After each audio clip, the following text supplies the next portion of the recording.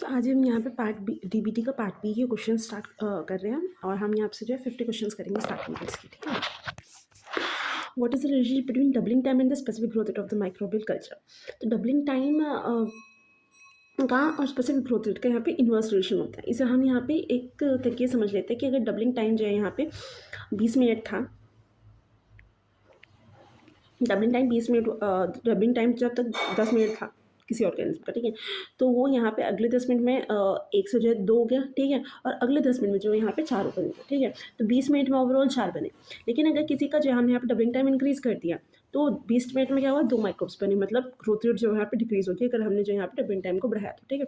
तो इस वजह से डबलिंग टाइम का और स्पेसिफिक ग्रोथ रेट का यहाँ पे होता है इनवर्स रिलेशनशिप।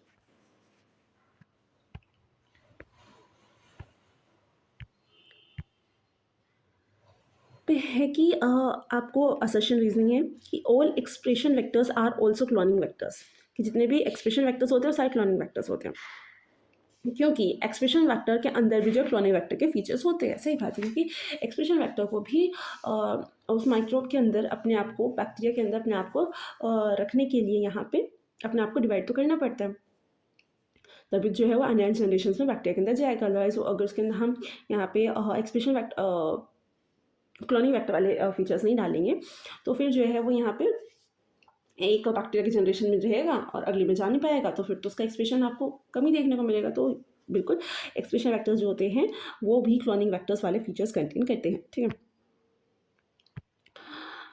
फिर अगर कोई एथलीट है, ठीक है, मॉर्निंग मैराथन कर रहा है बिफोर ब्रेकफास्ट, तो उसकी जो एनर्जी है वो ज़्यादातर फैट से आएगी, क्योंकि जब हम यूज़ करते हैं तो सबसे पहले हम जो है यहाँ पे ग्लूकोज यूज़ करते हैं अपनी एनर्जी के लिए, दूसरे नंबर पर फैट्स और तीसरे नंबर पर प्रोटीन्स। प्रोटीन जो है वो हम सबसे लास्ट रिजॉर्ट होता है कि अगर हमारे पास में कुछ नहीं तो हम जो प्रोटीन्स को तोड़ के उससे जो एनर्जी गेन करते हैं। फिर यहाँ पे दिया है कि जो the following technique will use the resolve proteins only on the base of the molecular weight. पहला है नेटिव साइज, ये जो नाम दिए हुए हैं। तो नेटिव साइज जो नेटिव पेज जो होता है, नेटिव पेज ये साइज और चार्ज दोनों का यूज़ करता है, बट हमसे पूछा हुआ है सिर्फ और सिर्फ जो मोलिकुलर वेट के बेस पे प्रोटीन्स को अलग करना है। और एग्रोस इलेक्ट्रोफोरेसिस जो है ये मोलिकुलर साइज के वेट पे ही करता है, लेकिन जो है यहाँ पे आरएनए और डीएनए को अलग करता है। और जो एसटीएस पेज है तो ये प्रोटीन्स के लिए होता है स्पेसिफिकली, और ये मोलिकुलर वेट के अकॉर्डिंग ही जो है अलग करता है। जो 2D जेल इलेक्ट्रोफोरेसिस है ये चार्ज और साइज दोनों के बेस पे ही सेपरेट करता है। तो इस वजह से जो यहाँ पे सही आंसर आएगा वो है एसटीएस पेज, जो कि सिर्फ मॉलिक्यूलर वेट के बेसिस पे अलग करता है प्रोटीन्स को। स्पेक्ट्रोफोटोमेट्री इज अ टेक्निक, ये भी असेशन रीजन वाला है। Spectrophotometry is a technique use for quantitative estimation of biomolecules in a solution. सही बात है, स्पेक्ट्रोफोटोमेट्री एक टेक्निक है जो कि हम बायोमोलिक्यूल्स की क्वांटिटेटिव एस्टिमेशन के लिए यूज़ करते हैं। लेकिन स्पेक्ट्रोफोटोमेट्री जो है वो बियर लैम्बर्ट लॉ पे बेस्ड होती है और ब्रैग्स लॉ पे बेस्ड नहीं होती है। ठीक है, तो यहाँ पर सेशन सही है, रीजन गलत है, तो इसी वजह से जो यहाँ पे A is correct in the R is incorrect. फिर यहाँ पे which of the following technique is used for detecting protein protein interactions in vivo. अब हमें जो प्रोटीन प्रोटीन इंटरेक्शंस देखनी है और वो भी इन विवो में, ठीक है। तो उसके लिए जो यीस्ट 2 हाइब्रिड ऐसे सही होता है, बाकी क्यों नहीं है, क्योंकि एलाइसा में जो है पहले तो बात हमें इन विवो देखनी है, ठीक है। एलाइसा भी इन विट्रो होती है, सरफेस प्लाज्मोन रेजोनेंस इन विट्रो, और यीस्ट 1 हाइब्रिड ऐसे जो है ये यहाँ पे प्रोटीन और डीएनए के बीच में होता है, और यीस्ट 2 हाइब्रिड ऐसे ये प्रोटीन प्रोटीन के बीच में होता है।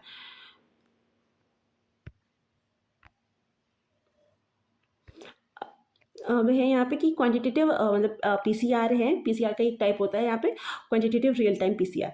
रियल टाइम पीसीआर में क्या होता है कि आपको साथ के साथ ही पता चल रहा होता है कि कितना आ गया है, ठीक है, क्योंकि साथ में जो है हम यहाँ पे फ्लोरेसेंस से चेक कर रहे होते हैं। तो quantify gene expression level based on the RNA transcript, ठीक है, ये आरएनए ट्रांसक्रिप्ट के बेस पे जो है जीन एक्सप्रेशन के लेवल को क्वांटिफाई कर देता है।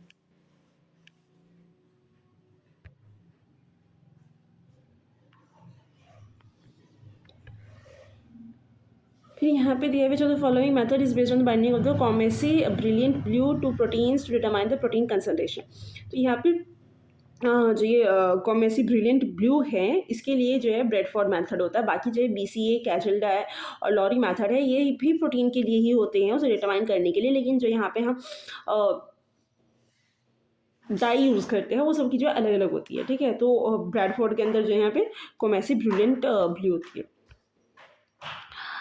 अब ये फिर से यहाँ पे ये दिया हुआ है प्रोटीन इंटरेक्शंस के बारे में कि सरफेस प्लाज्मोन रेजोनेंस, ये प्रोटीन प्रोटीन इंटरेक्शंस को बताता है।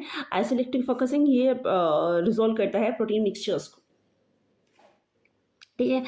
दो मिक्सचर्स हो जाए जो ये उन्हें अलग करेगा। फिर single strand conformation, polymorphism, conformation difference of the DNA, और denaturing gradient gel electrophoresis, melting temperature of the DNA strands. तो उसके बेस पे जो है ये आंसर आ गया। डीनेचरेटिंग,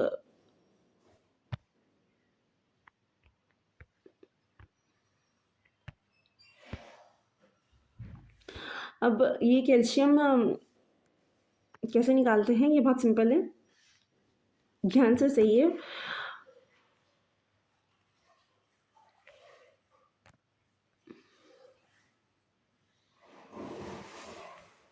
आपको ये ध्यान रखना है कि आप यहाँ पे 0.02 लेंगे, सॉल्व करने में गड़बड़ नहीं करनी है। तो इस क्वेश्चन को सॉल्व करने के लिए इसमें हम देखते हैं कि हमें दिया क्या क्या हुआ है, ठीक है। इन्होंने दे रखा है कि कैल्शियम क्लोराइड कितना डालना है हमें। अगर हमें हमें एक सॉल्यूशन बनाना है 40 ml का कैल्शियम क्लोराइड का, और उसका जो मोलारिटी है वो 0.02 मोलार होना चाहिए सॉल्यूशन, ठीक है। और इन्होंने मोलिकुलर वेट दिया हुआ है कैल्शियम क्लोराइड का, ठीक है। अब क्या होता है कि अगर आपको 1 मोलार बनाना है ना, तो आपको 1000 ml में 1 मोल डालना होता है, और इसका 1 मोल का मोलिकुलर वेट कितना है 219 ग्राम। तो हमें क्या करना होगा 1000 ml बनाने के लिए, हम अभी देख रहे हैं, धीरे धीरे पहुंच जाएंगे उस तक, ठीक है। तो 1000 ml बनाने के लिए हमें 219 ग्राम कैल्शियम क्लोराइड लेना होगा, और हमारे पास में 1 मोलार बन जाएगा। लेकिन हमें 0.2 मोलार बनाना है, और हमें 40 ml में बनाना है। तो हम इसे यूनिटरी मेथड से सॉल्व करते हैं यहाँ पे, ठीक है। एग्जाम के टाइम पे फॉर्मूला भूल जाते हैं। तो यहाँ पे ये क्या है, हमने यहाँ पे लिया 40, ठीक है। इसे हम क्या करें, यहाँ पे 40 ले लेते हैं, और इस वाले को अभी देखिए कि ये 1000 ml है ना, इसे हम यहाँ पे 1000 से डिवाइड करते हैं, ठीक। तो सेम यहाँ पे भी ये करिए, 219 ग्राम लीजिए, इसे 1000 से डिवाइड कर दीजिए। अब हमें 40 ml में निकालना है, इसे 40 से मल्टीप्लाई कर लीजिए, और यहाँ पे भी जो है सेम 40 से मल्टीप्लाई कर लीजिए। अब आपके पास में जो सॉल्व करके आएगा वो आएगा यहाँ पे 1 ml ही रहेगा ये भी, ठीक है। बस आपके पास में जो है 40 में आ जाएगा, ये 40 ml में आ जाएगी वैल्यू।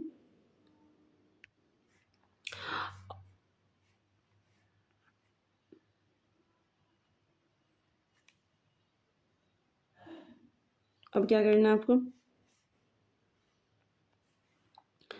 अब ये 219 जो है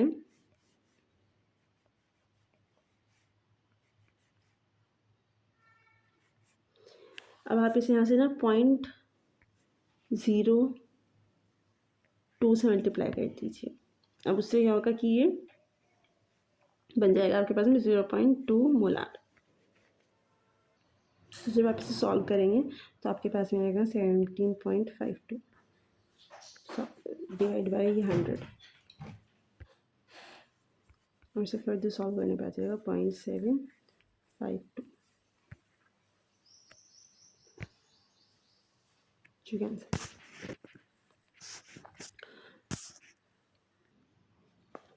अगला क्वेश्चन है एंजाइम्स के साथ, एंजाइम्स के ऊपर, ठीक है। तो इसमें क्या कहा हुआ है कि मालिक्यूलर कांस्टेंट Km जो होता है वो एफिनिटी, वो कैरेक्टराइज करता है एफिनिटी ऑफ द एंजाइम और सबस्ट्रेट की।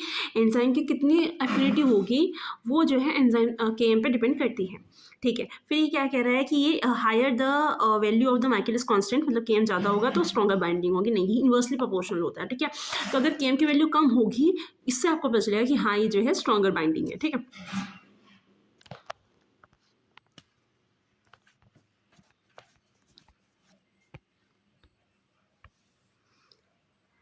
यहाँ पे आया हुआ है कीमोस्टैट। तो कीमोस्टैट क्या होता है कि इसके अंदर हम जो है यहाँ पे कंसंट्रेशन जो होता है उसे हम कांस्टेंट रखते हैं यहाँ पे, ठीक। अब बाकी ये जो होता है ये कंटिन्यूस कल्चर का एक टाइप होता है। तो यहाँ पे क्या दिया हुआ है, which of the following increase the exit cell concentration. तो अगर आपको जो है जो सेल से जो निकल रहा है एग्जिट सेल कंसंट्रेशन अगर आपको बढ़ाना है तो उसके लिए जो है आपको इनलेट सबस्ट्रेट कंसंट्रेशन को बढ़ाना होगा, कि जो है कांस्टेंट रहता है ये, ठीक है। तो अगर आपको ज़्यादा इनलेट बढ़ाना, एग्जिट ज़्यादा बढ़ाना है तो आपको इनलेट भी ज़्यादा बढ़ाना होगा, ठीक है, क्योंकि दोनों ही जो है ये तभी तो जो है कांस्टेंट रहेगा जब। उसके अलावा यहाँ पे जो है हम यहाँ पे रेफरेंसेस देख लेते हैं कीमोस्टाट और टर्बिडोस्टाट में।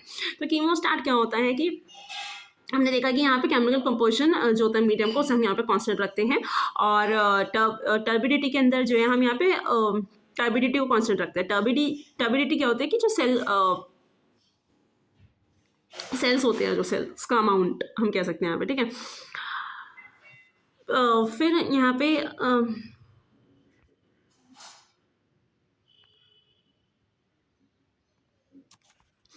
कि fresh medium is continuously added at the same rate as the removal of the product. जैसे जैसे आप प्रोडक्ट को, जितना आप प्रोडक्ट को रिमूव करोगे उतना ही जो है हम इसके अंदर ऐड करते हैं, ठीक है। और यही वाला वो पॉइंट है जो इसमें दिया हुआ, इसी वाले पॉइंट से जो ये वाला क्वेश्चन सॉल्व हुआ है कि जितना आप इसके अंदर डालोगे उतना ही जो आप इसके अंदर से निकाल सकते हो। फिर यहाँ पे fresh media automatically added maintaining a constant turbidity, क्योंकि हमें यहाँ पे जो है टर्बिडिटी को कांस्टेंट रखना है। तो जैसे जैसे सेल डिवाइड करते रहेंगे तो ये जो है एक अपने आप से ऐड होता रहता है automatically fresh medium. Dilution rate remains the constant. यहाँ पे डाइल्यूशन का रेट जो है वो कांस्टेंट रहता है, लेकिन यहाँ पे डाइल्यूशन रेट वेरी कर सकता है, ठीक है, क्योंकि यहाँ पे टर्बिडिटी को हमें कांस्टेंट रखना है, हमें यहाँ पे डाइल्यूशन रेट को कांस्टेंट नहीं रखना। फिर यहाँ पे proceeds with the limiting nutrient. यहाँ पे हम ये जो लिमिटिंग न्यूट्रिएंट डाल के रखते हैं कि जैसे कि हमने बहुत सारे न्यूट्रिएंट्स डाले हुए, जैसे कि हमने उसके अंदर हमने नाइट्रोजन सोर्स को लिमिटिंग कर दिया, ठीक है। तो जो ग्रोथ होगी वो उस नाइट्रोजन सोर्स पे डिपेंड करेगी, जितना वो होगा उतना तक जो है वो डिवाइड करेगा, उसे यूज़ करेगा। जब वो खत्म हो जाएगा तब जो है वो अपनी ग्रोथ नहीं कर पाएगा, ठीक है। लेकिन यहाँ पे लिमिटिंग मीडियम जो होता है वो ऐसी कोई बात नहीं होती, कोई लिमिटिंग न्यूट्रिएंट्स की जो यहाँ पे जरूरत नहीं होती, ठीक है। Next question, which one of the following is use the photocell to measure the cell turbidity of the cultures to regulate the flow of the culture media. तो हमने देखा कि जो सेल डेंसिटी को जो मेजर करता है टर्बिडिटी को, टर्बिडोस्टैट होता है। अब यहाँ पे कीमोस्टैट होता है टर्बिडोस्टैट, वो हम देख लिया कि कीमोस्टैट क्या होता है, टर्बिडोस्टैट क्या होता है। कीमोस्टैट में हम केमिकल को जो है यहाँ पे कॉन्स्टेंट रखते हैं, chemical composition of the medium, और टर्बिडोस्टैट में जो है हम यहाँ पे सेल डेंसिटी को कांस्टेंट रखते हैं, ठीक है। और इसके अंदर जो है हम फोटोसेल का भी यूज़ करते हैं मेजर करने के लिए सेल डेंसिटी को, क्योंकि जब हमें वो कांस्टेंट रखनी है तो हमें पता भी तो होना चाहिए ना कि भाई कांस्टेंट है या नहीं, तो उसके लिए हम फोटोसेल का यहाँ पे यूज़ करते हैं। फिर आता है यहाँ पे हीमोस्टैट। तो हीमोस्टैट जो है वो ये चीज़ होती है, ठीक है, बस उन्होंने दे रखा है सब जो भी सेम साउंड करते हैं, अदरवाइज हीमोस्टैट ये होता है, ये सर्जरी में यूज़ होने वाला होता है, ठीक है, ब्लीडिंग को कंट्रोल करने के लिए होता है। तो ये एज हमारे यूज़ करनी है, बस मैंने बताने के लिए दिया हुआ है कि हीमोस्टैट का था। अब तक क्रायोस्टैट क्रायो प्रिजर्वेशन में यूज़ जो हम करते हैं जिस मशीन को, उसे हम क्रायोस्टैट बोलते हैं। Cryostat device used to maintain low cryogenic temperature, typically for preservation and analyzing samples को analyze करने के लिए, preserve करने के लिए। It can be used to cut thin sections of the frozen tissue। जो frozen tissue है उसके thin sections cut करने के लिए जो हम यहाँ पे माइक्रोस्कोपिक एनालिसिस के लिए क्रायोस्टैट का यूज़ करते हैं, ठीक है। क्रायो प्रिजर्वेशन में यूज़ नहीं करते। In a process mainly producing cell biomass, if the microbial cell yield has halved, what would be the rate of the substrate consumption to maintain the same rate of the cell mass production। तो अगर हमें क्या करना है कि microbial yield को half कर दिया और रेट ऑफ सबस्ट्रेट हमें सेल मास की ग्रोथ का सेम रेट रखना है, लेकिन हमने माइक्रोबियल सेल यील्ड कम कर दी, सेल की यील्ड कम हो रही है, तो हम जो रेट ऑफ सबस्ट्रेट कंजप्शन है that would be doubled. Microbial cell yield अगर कम होती है तो जो रेट ऑफ सबस्ट्रेट कंजप्शन है वो डबल हो जाएगा, क्योंकि अगर हम यहाँ पे same rate of cell mass production चाहते हैं तो, ठीक है। तो माइक्रोबियल सेल यील्ड आधी होगी तो रेट ऑफ कंसंट्रेशन जो वो डबल हो जाएगा यहाँ पे, ठीक है।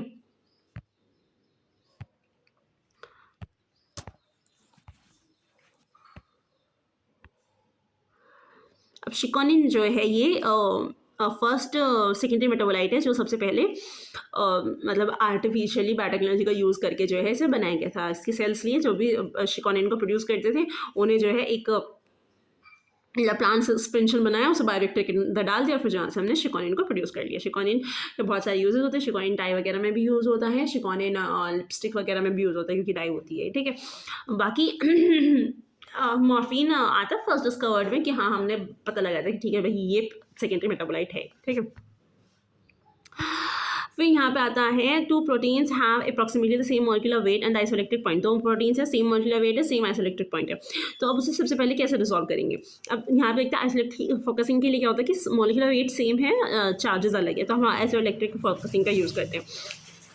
फिर लेयर क्रोमेटोग्राफी में जो है प्रोटीन्स, तो यहाँ पे हमें क्योंकि सेम मॉलिक्यूलर वेट है, सेम आइसोइलेक्ट्रिक पॉइंट है, तो रिवर्स फेज क्रोमेटोग्राफी का यूज़ करेंगे क्योंकि यहाँ पे प्रोटीन्स तो अलग है ना, नेटिव स्टेट्स में प्रोटीन्स के अलग अलग होगी, उसके थ्रू जो हम यहाँ पे अलग कर सकते हैं।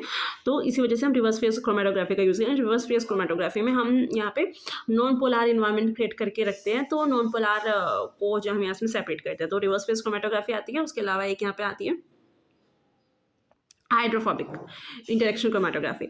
इन दो, ये जो दो क्रोमेटोग्राफीज होती है ये नॉन पोलर के लिए होती है। इस्तेमाल के बाद में देखते हैं।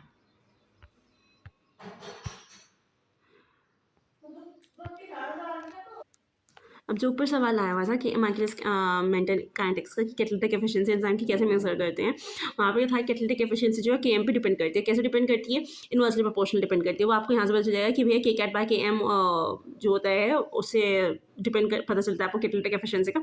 तो ये इस वजह से Kcat से जो है डायरेक्टली प्रोपोर्शनल होती है और Km से जो है इनवर्सली प्रोपोर्शनल होती है। एयरलिफ्ट बायोरिएक्टर्स क्या होते हैं? एयरलिफ्ट बायोरिएक्टर्स में क्या होता है कि ये यहाँ पे जो है हम गैस लिक्विड बायोरिएक्टर्स होते हैं ये, यहाँ पे आप वेंटिलेशन के लिए स्टिर का यूज़ नहीं करते, मैकेनिकल स्टिरिंग का यूज़ नहीं करते क्योंकि पाइप्स यूज़ होते हैं यहाँ पे, वेंटिलेशन पाइप्स यूज़ होते हैं यहाँ पे, मैकेनिकल स्टिरिंग नहीं होती क्योंकि कुछ ऐसे हो सकते हैं कि जो अगर आपने शीट सेंसिटिव कल्चर्स होते हैं तो अगर आप उन्हें स्टिर करेंगे तो वो ख़राब हो सकते हैं, ठीक है। शीट सेंसिटिव के लिए बाकी जो है आपके पास में इंफॉर्मेशन यहाँ पे थी हुई है, you can check it out. Bioreactor airlift bioreactors के लिए, तो यहाँ पे क्या है कि एयरलिफ्ट बायोरिएक्टर्स में एयर बबल्स का यूज़ करते हैं मिक्सिंग के लिए, ठीक है। बस इतनी सी बात है। यहाँ पे एल्कोहलिक फर्मेंटेशन में पूछा है कि CO2 कब रिलीज होती है? तो CO2 का डिकार्बोक्सिलेशन ऑफ पायरुविक एसिड, जब पायरुविक एसिड का डिकार्बोक्सिलेशन हो रहा होता है, एसिटाल्डिहाइड की जब फॉर्मेशन हो रही होती है, तो दोनों ही स्टेप्स पे जो है ये निकलती है। कौन? During the life cycle of the microbes eight which stage do they produce primary metabolites? तो प्राइमरी मेटाबोलाइट्स कब प्रोड्यूस करते हैं? यहाँ पे हम देख सकते हैं प्राइमरी मेटाबोलाइट्स प्रोड्यूस करते हैं ये लॉग फेज, एक्सपोनेंशियल फेज यही होता है, ठीक है यहाँ पे। और जब ये स्टेशनरी फेज होती है इसकी, उस टाइम पे सेकेंडरी मेटाबोलाइट्स प्रोड्यूस करते हैं। यहाँ पे प्राइमरी मेटाबोलाइट्स के बारे में पूछा हुआ है, तो ये एक्सपोनेंशियल फेज होता है। एक्सपोनेंशियल फेज को जो है यहाँ पे लॉग फेज बोलते हैं, ठीक है। Under a high concentration of glucose, ethanol production by yeast instead of the increased cell mass via TCA cycle is described as a Crabtree effect, ठीक है। तो Crabtree effect बस यही होता है जो इसमें दिया हुआ, वही होता है कि हाई कंसनट्रेशन ऑफ ग्लूकोज है, इथेनॉल प्रोड्यूस कर रहा है yeast instead of increasing cell mass via TCA cycle, तो उसी को हम क्या बोलते हैं यहाँ पे Crabtree इफेक्ट बोलते हैं। फिर यहाँ पे वार्बर्ग इफेक्ट दिया, और वार्बर्ग इफेक्ट जो होता है वो आपको कैंसर सेल्स के अंदर देखने को मिलता है, ठीक है, कि वो जो है ग्लाइकोलिसिस कर रही होती है अगर ऑक्सीजन प्रेजेंट है वहाँ पे तब भी, ठीक है। ही एरोबिक ग्लाइकोलिसिस के नाम से जाना जाता है वार्बर्ग इफेक्ट को। फिर सिम्पसन इफेक्ट, सिम्पसन पैराडॉक्स के नाम से भी जानते हैं। सो ये जो स्टैटिस्टिक्स का एक कॉन्सेप्ट है, बस यहाँ पे जो इन्होंने इवेंट के बारे में पूछा था उसने ये जो है एक जैसा सा नाम दे देते हैं। फिर यहाँ पे रमन इफेक्ट जो हम पूछते पढ़ाई है हमने कि ऑप्टिकल फिनोमेना होता है जो स्कैटरिंग ऑफ लाइट को देखते हैं, जिसे रमन स्कैटरिंग भी बोलते हैं, ये वही है। ये न्यूमेरिकल है, फिर ये दो न्यूमेरिकल्स है, तो 4 न्यूमेरिकल्स आए अब तक। Which of the following statement is correct? The genome size and the number of the genes are. अब ये एक जीनोम का भी पैराडॉक्स अगर ये कुछ होता है तो इसमें क्या होता है कि जैसे जैसे जीनोम का साइज बढ़ रहा है ना, और जो है जीन्स का साइज बढ़ रहा है, उसको कोई रिलेशन नहीं है, ठीक है। तो इसी वजह से यहाँ पे भी यही बताया हुआ है कि genome size is not directly proportional to number of genes across the species. Size species में जो है जीनोम का साइज और जो है यहाँ पे जीन्स जो है वो डायरेक्टली प्रोपोर्शनल में नहीं बढ़ रहे हैं।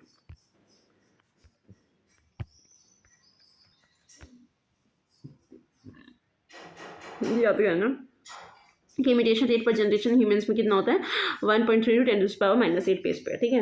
और मीन जो है यहाँ पे आपको -8 याद रखना है।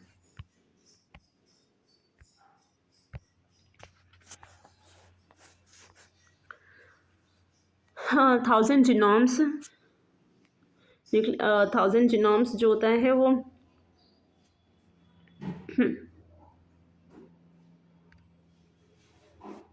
1000 genomes catalogue of the genomic variants. Gene bank से यहाँ पे आपको क्वेश्चन सॉल्व हो रहा है कि gene bank nucleic acid sequence database store करता है, वो हमें पता है। तो यहाँ पे क्या हो गया कि ये बी से ही 4th हो गया, ठीक है। अब यहाँ पे OMI C genes and the disease phenotype database और UK biobank biomedical resource and genetic environment याद करने वाला है भाई टोटल, ठीक है। अब यहाँ पे क्या दिया हुआ है कि when the third base is change from the, इसमें क्या है कि यहाँ से पूरा देखना पड़ेगा।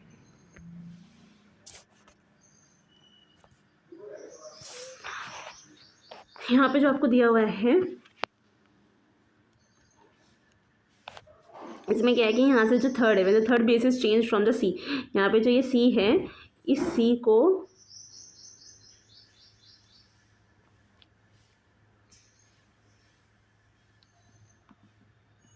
इस वाले C को, ठीक है।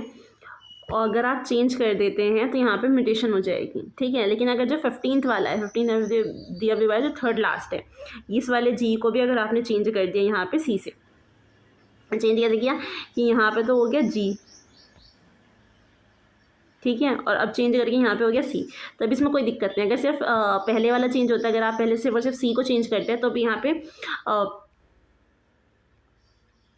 स्ट्रक्चर जो है DNA का स्ट्रक्चर लूज हो जाता है, ठीक है। लेकिन अगर जो है यहाँ पे G और C दोनों को आप यहाँ पे चेंज कर देते तो फिर जो है रिगेन कर लेता। तो यहाँ पे क्या पॉसिबिलिटी हो सकती है, तो यहाँ पे यही पॉसिबिलिटी हो सकती है कि थर्ड है और 15th बेस पेयर है वो एक स्टेम लाइक स्ट्रक्चर बना रहे थे, ठीक है। स्टेम लाइक स्ट्रक्चर मतलब यहाँ पे पेयरिंग कर रहे थे वो, ये यहाँ पे सही बैठ रहा है, ठीक है। फिर यहाँ पे दिया है कि जो अनफोल्डेड प्रोटीन रिस्पॉन्स होता है वो सेल्स में स्ट्रेस के टाइम पे होता है, बिल्कुल सही बात है। और unfolded protein response is a hallmark response of the nucleus, nucleus का नहीं होता, वैसे भी प्री न्यूक्लियस का नहीं होता।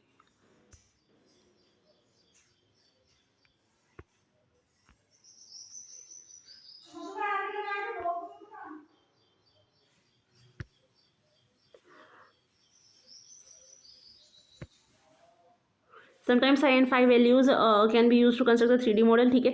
ओमेगा जो है वो ओमेगा जो पेप्टाइड बॉन्ड वाला एंगल होता है वो हमें बिल्कुल चाहिए होता है 3D स्ट्रक्चर के लिए। साई और 5 जो है सफिशिएंट नहीं होता, उसके साथ में जो है हमें ओमेगा और अगर काई वाला एंगल मिल जाता है तो वो ज़्यादा बेटर होता है, जिसमें कि R होता है, जो R के साथ में जो बना हुआ होता है N और R के साथ में, ठीक है। फिर अलाउड रीजन्स ऑफ द, तो ये दो लाइनें सही है। Allowed regions of the Ramachandran plot is sufficient to model the 3D structure, नहीं ये बात भी गलत है, ये सफिशिएंट नहीं होता है। और side fire sufficient to fix, तो वो तो हमने भी कहा कि वो सफिशिएंट नहीं होती है।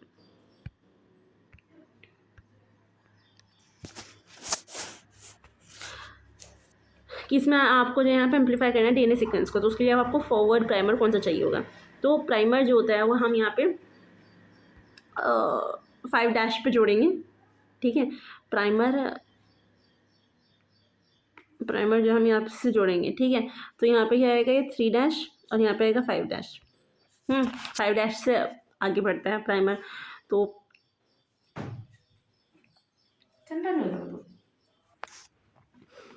ऐसे तो यहाँ में तो 3' से एक्सटेंड करते हैं, तो ये तो गलत है भाई, ठीक है। ये काम का नहीं है। तो भैया काम का कौन सा है, काम का ये है जो ये वाला होगा, ये यहाँ पे 5' होगा, ये वाला 3' होगा, ठीक है। और यहाँ पे जहाँ पे 3' होगा यहाँ पे 5' होगा और यहाँ पे 3' होगा। और उसके बाद जो है ये यहाँ पे एक्सटेंड करेगा इधर की तरफ से, ठीक है। तो अब देख लो यहाँ पे किससे मैच कर रहा है। आप ये वाला चेक कर लो, यहाँ पे ये TACGTT है, ठीक है। यहाँ पे ए आ जाएगा, ATGCA और ये मिल गया।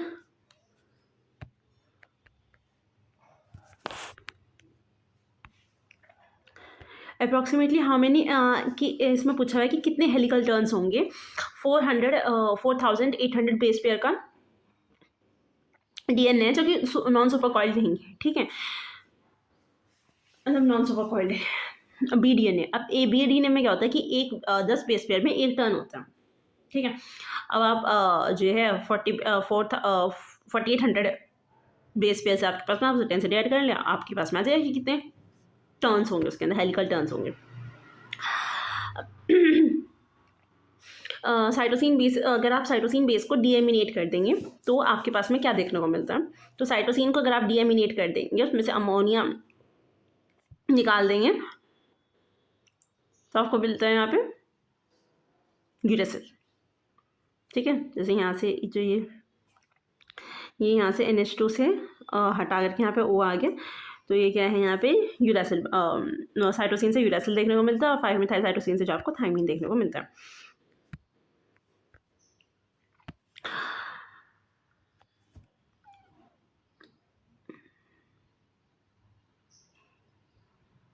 After solving a protein structure by x-ray crystallography से जो हमने सॉल्व करा प्रोटीन का structure, you found that a few residues are in disallowed regions on the Ramachandran plot, which of the following are plausible explanation for this observation.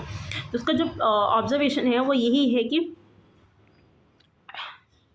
कुछ residues जो है disallowed reason में थे रामचंद्र प्लॉट के, देयर में भी errors in the structure of this residues, residue के जो स्ट्रक्चर है उसमें एरर हो सकता है कुछ, या फिर देयर में भी side chain interactions in those residues that offset the disallowed cost, ठीक है, कि वहाँ पे जो है साइड चेन इंटरेक्शंस होंगी, इसी वजह से जो है वो ऑफसेट होगी।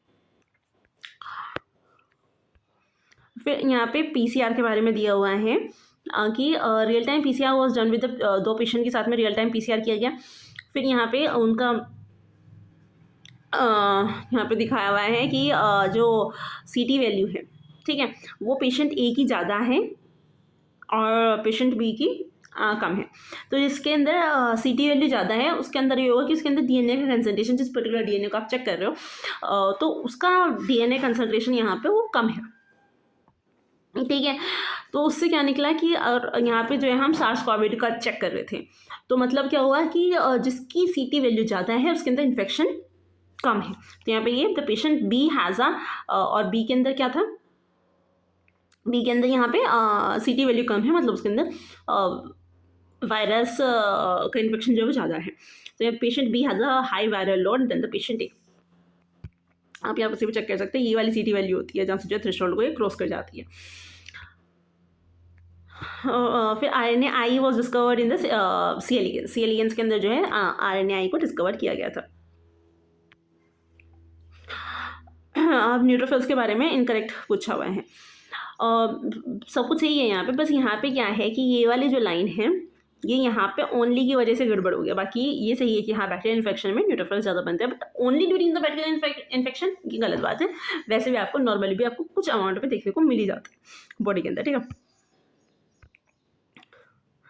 अब यहाँ पे क्या है कि usage a combination for oligonucleotide 6 base pair in the length, random primer technology, how many number of distinct oligonucleotides are possible for all, अगर आपको जो है यहाँ पे क्या करना है, 4 है,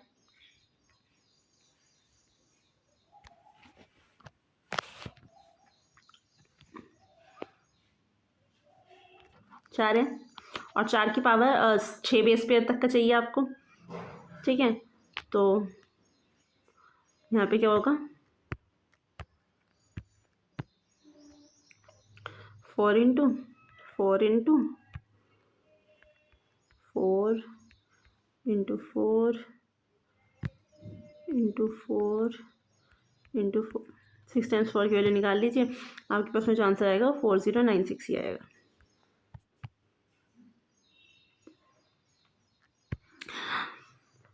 अब इन्होंने क्या कहा है कि अगर डबल डीएनए था, आपने उसे हीट कर दिया, हीट करने पे क्या होगा, वो सिंगल स्ट्रैंडेड हो जाएगा।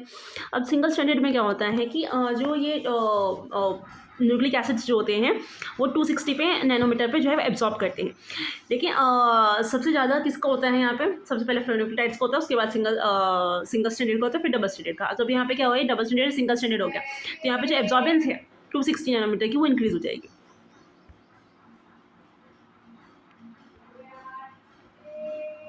विच of the following is not a microtubule based. Filopodia जो होते हैं ये आपको बैक्टीरिया वगैरह के अंदर देखने को मिल जाते हैं, तो इनके अंदर कोई माइक्रोट्यूब्यूल बेस्ड नहीं होता है। बाकी के अंदर जो है माइक्रोट्यूब्यूल बेस्ड होती है, centriole, basal body, centrosome. There are 20 amino acids. How many different polypeptides of an number of amino acids are possible. तो 20 से आपको जो है 20 अमीनो एसिड्स आपके पास में टोटल, उनसे आपको एन टाइप्स की अमीनो एसिड की चेन बनानी है, तो 20 की पावर n हो जाएगा। जो चीज़ बनानी है, जितनी बनानी है, जिसमें से बनानी है, वो हमने ऊपर आ जाएगा। ठीक है, ऐसे हमने पीछे किया हुआ है। वही था ना कि आपके पास में 4 न्यूक्लियोटाइड्स हैं, उसमें से आपको यहाँ पे 6 बेस पेयर के बनाने हैं। कितने बनेंगे, तो आपने 4 into 6 कर देता है। यहाँ पे आपके पास में 20 अमीनो एसिड्स है, उसमें से 6 n नंबर की अमीनो एसिड की चेन कितनी बनेगी, तो 20 की पावर n कर दिया हमने यहाँ पे। ठीक है, अब यहाँ पे क्या दिया हुआ है कि अगर आप यहाँ पे organism require biosafety level 3 facility for culture and manipulation as per the extent biosafety regulations. तो आप इनमें से जिस पे भी स्टडी कर रहे हो अगर, तो आपको जो बायोसेफ्टी लेवल है वो आपको लेवल 3 की फैसिलिटीज चाहिए होती है, वो है स्ट्रेप्टोकोकस निमोनिया। अब जो बायोसेफ्टी लेवल 3 होता है ये हम किसके लिए यूज़ करते हैं, ये यूज़ किया जाता है इन्फेक्शियस एजेंट्स के लिए। If it toxins scale that may be transported through the air and cause lethal infections। ठीक है, जो lethal infections cause कर सकते हैं और जो कहाँ से फैलते हैं, जो हवा से फैलता है। ठीक है, उसके लिए जो हम यहाँ पे यूज़ करते हैं। लिशमेनिया डोनोवानी जो है काला आजार कॉज करते हैं।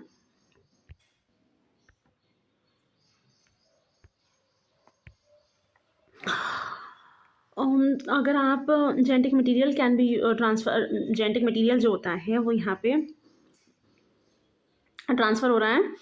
एक मतलब एक बैक्टीरिया था, ठीक है, उस बैक्टीरिया को किसी वायरस ने इन्फेक्ट करा। अब वायरस जो है वो बैक्टीरियोफेज जो है वो उसके अंदर ग्रो करा, साइकिल्स डिवाइड करी और वो जो है यहाँ से बाहर निकल गया। जब वो यहाँ से बाहर निकला तो अपना डीएनए तो जो है वो साथ में लिया ही उसने यहाँ से। ठीक है, साथ में जो है उसने थोड़ा सा डीएनए बैक्टीरिया का भी ले लिया, वो तो किसी दूसरे बैक्टीरिया को इन्फेक्ट करेगा और इसके इस इन्फेक्शन में वो जो दूसरे बैक्टीरिया का जेनेटिक मटेरियल था वो इस वाले बैक्टीरिया के अंदर ट्रांसफ़र कर देगा। ठीक है, इसी प्रोसेस को बोला जाता है ट्रांसडक्शन। ठीक, तो यहाँ पे क्या हुआ कि एक बैक्टीरिया से दूसरे बैक्टीरिया में गया, लेकिन वायरस के थ्रू जो जेनेटिक मटेरियल गया है उसे हम ट्रांसडक्शन बोलते हैं। ट्रांसफॉर्मेशन क्या होता है कि बाहर पड़ा हुआ था सेल, सराउंडिंग में पड़ा हुआ था जेनेटिक मटेरियल और उसने जो है कॉम्पिटेंट बैक्टीरिया ने जो उसे इनटेक कर लिया। ठीक है, उसे ट्रांसफॉर्मेशन कहते हैं, जो कि ग्रिफिथ के एक्सपेरिमेंट में देखने को मिला था। फिर कॉन्जुगेशन क्या होता है, यहाँ पे कॉन्जुगेशन ट्यूब के थ्रू जो ट्रांसफर होता है उसे कॉन्जुगेशन बोलते हैं। ट्रांसफेक्शन जो है ये इन विट्रो में किया जाता है, लैब के अंदर देखने को जो है मिलता है। अब यहाँ पे क्या दिया हुआ है कि एक जेनेटिक मटेरियल है जिसमें से कि आपको वह complementary and paired with a 1 hydrogen bond between them. L यहाँ पे दिया हुआ है कि एल और एम के बीच में सिंगल बॉन्ड है और ओ और एन के बीच में यहाँ पे डबल बॉन्ड है, ऐसा दिया हुआ है। Complementary and pair double hydrogen bonds. अब यहाँ पे ज़्यादा स्ट्रॉन्ग क्या है, डबल हाइड्रोजन बॉन्डिंग स्ट्रॉन्ग है, तो उसमें क्या दिया हुआ है कि हाईएस्ट मेल्टिंग पॉइंट टेम्परेचर किसका होगा, जिसमें ज़्यादा ओ और एन ज़्यादा होंगे क्योंकि ये डबल बॉन्ड बनाएंगे, तो ओ और एन ज़्यादा जो है वो 4th वाले ऑप्शन में ही देखने को मिलेंगे आपको।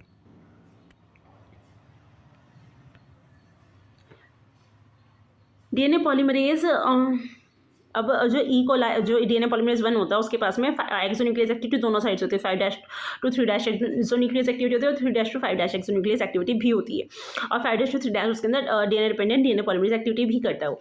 लेकिन ये जो है कोई आरएनए डिपेंडेंट काम नहीं करता है, ठीक है, डीएनए पॉलीमरेज ही है और ये डीएनए डिपेंडेंट डीएनए पॉलीमरेज ही है, तो इस वजह से उसके अंदर 4th वाला देखने को नहीं मिलता, बाकी सब सही है।